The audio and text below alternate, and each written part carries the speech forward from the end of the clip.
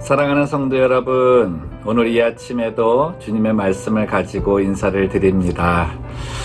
참 미국에 있으면 모르고 지나가는 게 이 명절 같습니다. 2주간이 추석이었더라고요. 한국은 이제 추석 연휴에 들어가서 가족들 또 친지분들 이제 찾아뵙느라고 또 민족의 대이동 이런 거를 겪었나 본데요. 또 근본에는 또 코로나 이 상황 때문에 아마 그런 부분들도 좀 영향이 많았던 것 같습니다. 아무튼 올 한 해는 이래저래 모든 부분이 아쉽고 또 모든 부분이 좀 안타까운 그런 상황에 있는 것 같은데요. 저희들 정말 이 아침마다 또 하나님의 말씀을 묵상하면서 또 우리에게 또 새로운 힘과 위로를 주시는 주님을 의지하는 그러한 마음 가져보기를 원합니다. 오늘 함께 나누는 말씀은 94편 말씀입니다. 제가 말씀 읽고 또 묵상 나누도록 하겠습니다. 여호와여, 복수하시는 하나님이여, 복수하시는 하나님이여, 빛을 비추어 주소서. 세계를 심판하시는 주여, 일어나사 교만한 자들에게 마땅한 벌을 주소서. 여호와여, 악인이 언제까지 개가를 부르리이까? 그들이 마구 짓거리며 오만하게 떠들며 죄악을 행하는 자들이 다 자만하나이다. 여호와여, 그들이 주의 백성을 짓밟으며 주의 소유를 곤고하게 하며 과부와 나그네를 죽이며 고아들을 살해하며 말하기를 여호와가 보지 못하며 야곱의 하나님이 알아차리지 못하리라 하나이다. 백성 중에 어리석은 자들아, 너희는 생각하라. 무지한 자들아, 너희가 언제나 지혜로울까? 귀를 지으신 이가 듣지 아니하시랴? 눈을 만드신 이가 보지 아니하시랴?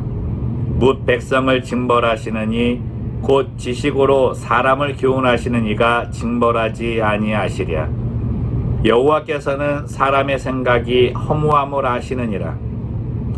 여호와여, 주로부터 징벌을 받으며 주의 법으로 교훈하심을 받는 자가 복이 있나니 이런 사람에게는 환난의 날을 피하게 하사 악인을 위하여 구덩이를 팔 때까지 평안을 주시리이다.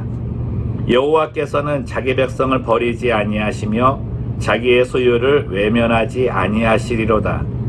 심판이 의로 돌아가리니 마음이 정직한 자가 다 따르리로다. 누가 나를 위하여 일어나서 행악자들을 치며 누가 나를 위하여 일어나서 악행하는 자들을 칠까? 여호와께서 내게 도움이 되지 아니하셨다면 내 영혼이 벌써 침묵 속에 잠겼으리로다. 여호와여, 나의 발이 미끄러진다고 말할 때에 주의 인자하심이 나를 붙드셨사오며 내 속에 근심이 많을 때에 주의 위안이 내 영혼을 즐겁게 하시나이다. 율례를 빙자하고 재난을 꾸미는 악한 재판장이 어찌 좋아 어울리리이까?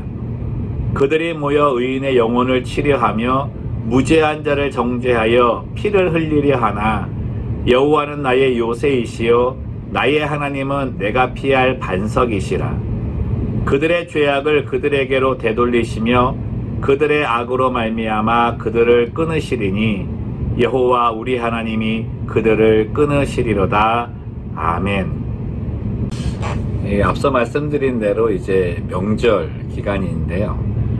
명절 때가 되면 이제 TV에서 하는 드라마나 이런 것들 볼 때 참 가족들이 모여서 즐거운 면을 보여주는 것도 많지만 이 세상 돌아가는 그 모습 속에 물질로 인해 가족들 안에 불화가 생기는 그런 부분들을 보이는 것도 참 많이 있습니다. 특별히 이제 시골 같은 경우에 박영감과 김영감네가 있다 그러면 이 두 집이 이제 둘 다 이제 아들을 길러서 서울로 보낸 거예요. 근데 서울에 갔는데 이전에는 박영감이 김영감보다 잘 살아가지고 항상 떵떵거리고 있는데 이 명절 때 이제 자식들이 이제 그 집을 찾아와서 보니까 김영감네 아들이 박영감이 잘 살던 이 사람의 집 아들보다 굉장히 나아져 갖고 온 거예요. 뭐 차도 멋진 걸 타고 오고, 뭐 그 사회적 지위도 높고 돈도 잘 벌고, 이래가지고 그것 때문에 이제 막 서로 자랑하면서 이 노인정에 가가지고 뭐 내 아들 어떻다 얘기하니까 박영감이 그 앞에서 아무 말도 못하고 와가지고 집에 와서 이제 그 뭐죠, 입을 피고 그냥 그 누워버리는, 속에 그냥 화가 막 분노가 일어나가지고 뭐 참지 못하고, 그러고 이제 어떻게 해요? 괜히 그 옆에 있는 부인에게 뭐라 그러고, 뭐 말도 안 되는 거 갖고 투정 부리고 짜증 부리고 뭐 그런 것들 보는 그런 드라마였는데, 여러분, 이게 정말 이게 세상 속에서 이 물질 때문에 정말 이 가정 안에서 부모와 자녀와의 관계, 이웃과의 관계가 흐트러질 때가 참 많다는 것을 생각을 합니다. 그 참 왜 그럴까? 하나님께서 우리에게 물질을 주셨을 때는 그런 의도가 아니셨을 텐데, 사람 안에 죄성이 들어오면서 도대체 물질로 인해서 우리가 빼앗긴 것이 무엇인가? 오늘 시편 기자 말씀을 보면서 그런 것을 좀 묵상을 좀 해보게 되었습니다. 오늘 시편 기자는요, 굉장히 억울한 것 같아요. 특별히 이제 가진 자들의 횡포를 당한 그 상태에서 자기는 힘이 없으니까, 가진 것도 없고 뭐 물질도 없고 하니까 이거 하나님 좀 대신 갚아달라고, 그런 상황 가운데 있는데, 뭐 지금 상황도 마찬가지일 수 있죠. 여러분, 뭐 정직하다고 해서 이기는 세상이 아니잖아요. 양심적으로 해가지고 제대로 그 대접을 받는 그런 세상, 영화 속의 한 장면이지, 정말 이 시대, 지금의 이 세 속에서는 찾아보기가 있긴 하겠지만 찾아보기가 굉장히 힘든 그런 상황이라고 말할 수도 있습니다. 이 물질의 힘이라는 거예요. 여러분, 근데 하나님께서 우리에게 이 물질을 주셨을 때는 정말 이 물질을 통해서 하나님의 그 공급의 은혜에 감사함이 있고, 또 주신 것을 나눌 수 있는 풍성함, 내 것을 가득 채워져서 흘러넘침이 아니라 흘러넘치게 하시기 때문에 내 것이 채워짐을 느끼고, 그 흘러넘침으로 다른 이도 채울 수 있는 그런 넉넉함, 그러한 은혜를 주시기 위해서 우리에게 물질을 주셨는데요. 이 물질이 이제 세속화되면서 우리 안에 죄성이 들어와 이 물질이 하나의 삶의 도구요, 어떻게 보면 지금 물질이 신이 될 정도인데, 그렇게 되면서부터 바뀌게 된 거죠. 여러분, 물질에는 저는 양면성이 있는 것 같습니다. 한쪽은 정말 이 물질이 우리에게 주는 삶의 평안함, 풍요로움, 안락함, 그런 면이 있습니다. 근데 이와 함께 반대편에 가지게 되는 것이 무엇이냐면 물질로 인한 교만함이라고 하는 겁니다. 그래서 전도수 기자가 그 하나님께 기도할 때에 참 지혜로운 기도를 한 거죠.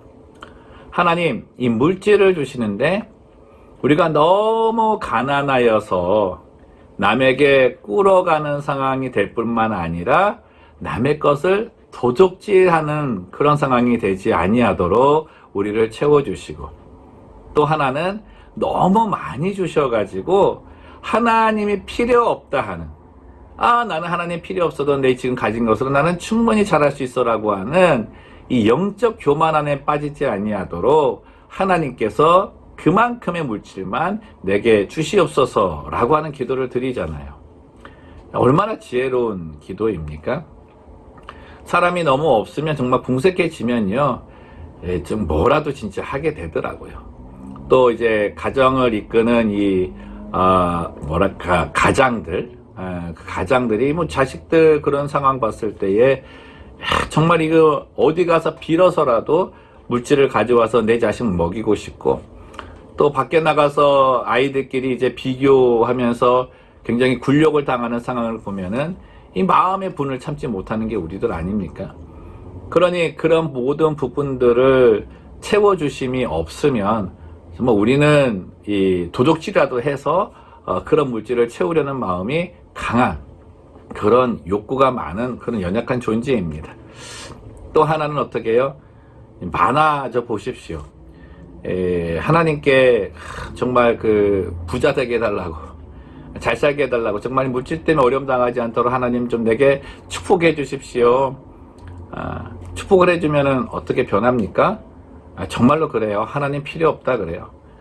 예배 생활도 다 흐트러지고 내게 주어진 그 물질 가지고 삶의 쾌락과 향락을 구하는 것이 너무나 많아지는, 그리고 그들이 생각하고 계획하고 투자하는 모든 부분들이 정말 이 에베소서 4장에 있는 그 이방인들과 같이 허망한 것에 많이 두는 그런 것들을 살필 수 있는 겁니다. 그걸 교만함이라 그러는 거죠. 사랑하는 성도 여러분, 이 세속에서 물질로 인해서 마음 상하실 때 있습니다. 물질로 인해서 굴욕 당할 때도 있고요.